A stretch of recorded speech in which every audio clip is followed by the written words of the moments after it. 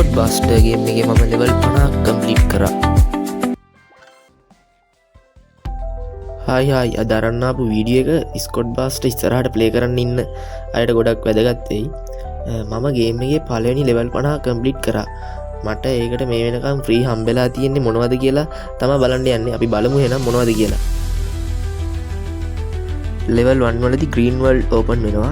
ඒකෙන් characters කීපයකුයි game mode කීපයකුයි open වෙනවා. මෙන්න මේ රෝස පාට පෙනෙන බොත්තම් වගේ තියෙන පෝටල් එනර්ජි ඒවෙන් තමයි අපිට ලෙවල් අප් කරගන්න ඕනි වෙන්නේ.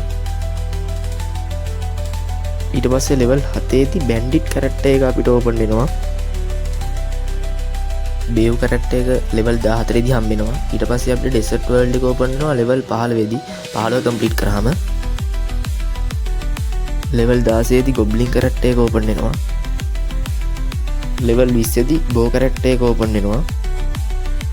ලෙවල් 30 දී බැටල් හීලර් හම්බ වෙනවා.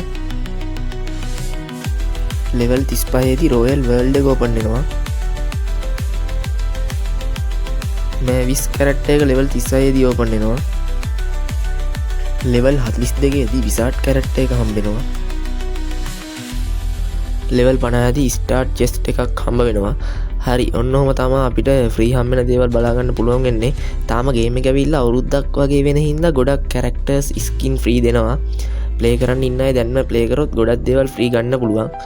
හරි එහෙනම් අලුත් වීඩියෝ එකකින් හම්බෙමු. channel එක subscribe කරන්න, වීඩියෝ එක like කරන්නත් අමතක කරන්න එපා.